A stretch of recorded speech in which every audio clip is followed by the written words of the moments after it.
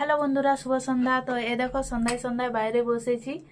এখন বানাবো হচ্ছে আজকা পিঠা। তো আজকে যেহেতু আগুন সাকরাত, তো সেই জন্য দেখো বানাবো। এই দেখো সব কিছু নিয়ে বসে পড়েছি। তো তোমরা কে কি পিঠে বানাচ্ছ আজকে কমেন্ট করে জানাবে। তারপরে দেখো যে উনুনটা কিনে এনেছিলাম ওটা কিন্তু জ্বালিয়ে দিলাম, আর এই সামনে করে নিয়েছি কারণ এখানে সিঁড়ি আছে, তো সেই জন্য ভাবছি শীত কম লাগবে, তাই সিঁড়ির নিচেই বসেছি, না হলে সাইডে রাখা থাকে। তো দেখো তারপরে ফুটন্ত গরম জল আর থলিতে করে গুঁড়িটা নিয়ে চলে এসেছি। তো তোমরা তো দেখেছিলে আগের ভিডিওতে যে মামা দাদু এনে দিয়েছিল গুঁড়ি ভাঙিয়ে ওদের ওখান থেকেই। তো আমাদের এখানে সেরকম একটা কোনো ব্যবস্থা নেই, তো যে কারণে মামা দাদু এনে দিয়েছিল, আর বিশেষ করে আগুন সাকরাতের জন্যই। তো দেখো এটা এরপরে ভালোভাবে গুলে নিচ্ছি। হাত দিয়ে তো গুলতে পারছি না, মানে একদম ফুটন্ত জল দিয়ে ভালোভাবে গুলে নিতে হবে নুন দিয়ে। তো এই দেখো ওদিকে কড়াই না, এখানে সানকি সরাতে বানাতে হবে, না হলে কিন্তু আজকা পিঠা হয় না। সানকি সরা দিয়েই বানানো হয়। তো গরম হতে চাপিয়ে দিয়েছি।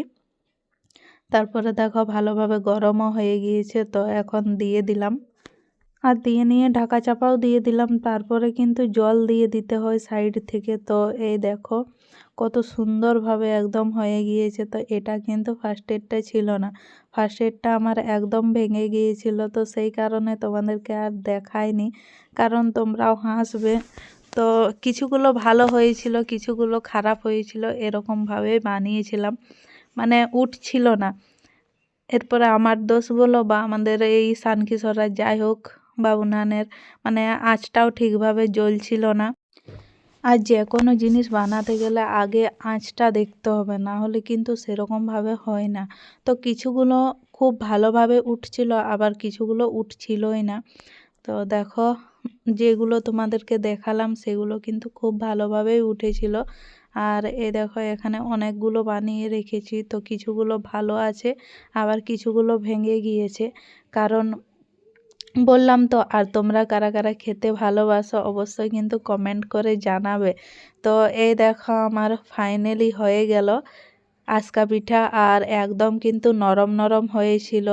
এর সাথে যদি ঝোল গুড় হতো, সেই টেস্ট লাগতো, কিন্তু আমাদের বাড়িতে নেই, তাই দুধ দিয়েই খেতে হবে, দুধ না হলে চা। তো চলো তাহলে বাই। আর তোমাদের কেমন লাগলো অবশ্যই কিন্তু কমেন্ট করে জানাবে।